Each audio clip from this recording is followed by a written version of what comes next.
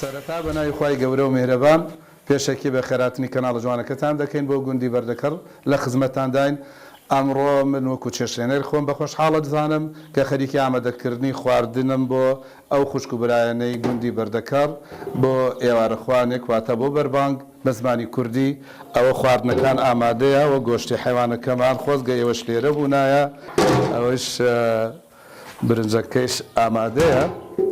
ئیتر چاوەڕێی ئەوەندەی نەماوە بۆ کاتی بەربانگ لە خزمەتانین.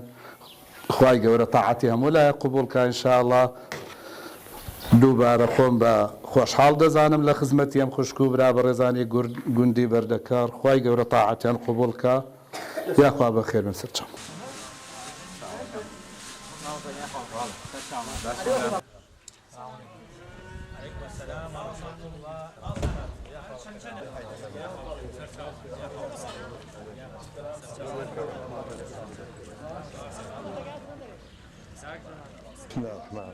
وڵات دیارە ئێمەوەکو ئەنجومەنی خەزای شارۆزری کۆمەڵی دادگەری ساڵانە لە مانگی ڕەمەزانە ئیفتار ئەنجام دەدەین بۆ هاوڵاتیان، بۆ دانیشتوانی خەزای شارۆزور و دەوروبەری. ئەم ساڵجیا لە ساڵانی ڕابردوو پێمان خۆش بێنە گوندی بەردەکەڕ لێرە ئیفتارێک بۆ سەرجەم دانیشتوانی گوندەکە بە پیا و ئافرەتەوە ئەنجام دەین. خۆشبەختانە ئێستاوەتە پرۆزەکەمان دەست پێ کردو و خەریکی برایان خەریکی ناندروستکردن و هەروەها بە هاوکاری خەڵکی گوندەکە دیارە خوای گەورە جەزا پاداشیان باتەوە ئەنج هاوکاریان کردین لەوەی کەوا خەڵکیان ئاگادار کرد. بۆ ئێمە بڕیارماندا بوو کە بۆ سەرجەم گوندەکە بێ ئەوانجی بە خۆشحاڵیەوە داواکەی ئێمان قبوڵ کرد و ئێستا ئەوەیە نزیک بوونێتەوە لە کاتی بەربانگ و بەناوی ئەنجومەنی شۆ بە خێراتنی ئەو خەڵکەکەین کەوا سەردانی ئێران کردو هاتوون و میوانە بەڕێزەکان خۆشحاڵی. بەناوی خوای گەورە ئێمە وەکو تیمێک کە هاتووینەتە خزمەتی گوندی بەردەکەڕی خۆشەویست، ئەمانەیە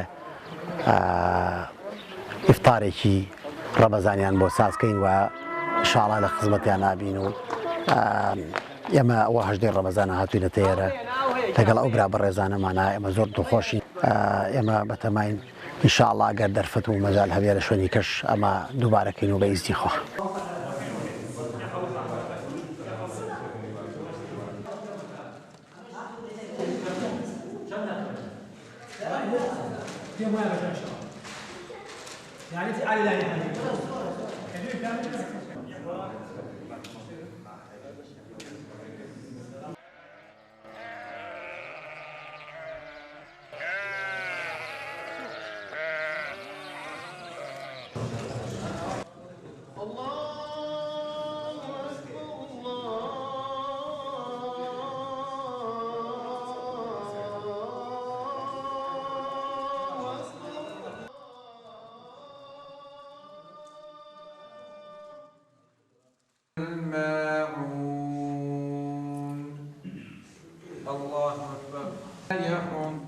بەڕاستی جێ شانازیە بۆ ئێمە کام ستاپە جواناتی و بۆ گوندەکەمان و ئەم نێوارە نەخوانیان ڕێختەوە. زۆر سپاسی ئەو کەسانەکەین کە هاتوو بۆ ئەو گوندە و کەمای بەسەر کرێتەوە و زۆر دەستخۆشی لەوانەیە دەکەین کە ئەم نێوارە خوانیان بۆ ڕێخستوین. بە خێراتندارەکەین دەستان خۆشە، دەستی هەموو لای خۆش بێ و عەزیەتان کێشا. بە خێراتنی مامۆستایەتین و کاک ئەحمەد و هەموو ئەندامان گشتیانەکەین لە خێمەتە چاوان. بەڕاستی دەستان خۆشیە، کار و چالاکی چاکتان کردووە لەم کادا ضرورەتە، یعنی بۆ هۆی ئەوەی کە خەڵکی گوندەکە یعنی هەموو کەس و کار گشتی کۆبێتەوە و چالاکی چاکتان کردو و دەستخۆشتان لێەکەین. عەزیزەکانم، خوای گەورە سەیری ڕووکەش ناکە، خوای گەورە سەیری نوێژەکەمان ناکە، سەیری ڕۆژەکەمان ناکە، سەیری بەخشینەکەمان ناکە، سەیری حەجەکەمان ناکە. سەیرەکە ئەم شتانە کە ئێمەکەین مەبەستمان پێ چییە؟ ئەم کارانە کە بە ئێمە ئەنجامی ئەگەێنین مەبەستمان پێ کوێ؟ ئایا مەبەستمان پێ دەستخستنی ڕەزامەندی خوای پەروەردگار نییە؟ ئەگەر دەستخستنی ڕەزامەندی خوای پەروەردگار تاو خوایانی چی؟ خۆ کەسێک کە لە پێناوی هەژارات تێکۆشیانی بۆ خوای گەورە تێکۆشاوە، خۆ کەسێک کە لە پێناوی جوانیە، لە پێناوی پاکیە، لە پێناوی بەخشندەی و سینەفراوانیە، ئەمانە کە تۆ ئەم کارانە و کرد یعنی لە پێناوی خوای پەروەردگارە تۆ ئەم کارانە کردو، چونکە خوای گەورە هەڵگری هەموو ئەو سیفەتانەیە. کەواتە ئێمە ئەوەی کە ئەرکە لە سەرمان نیەتمان پاک بێ، نیاز پاک بین بۆ خوای پەروەردگار.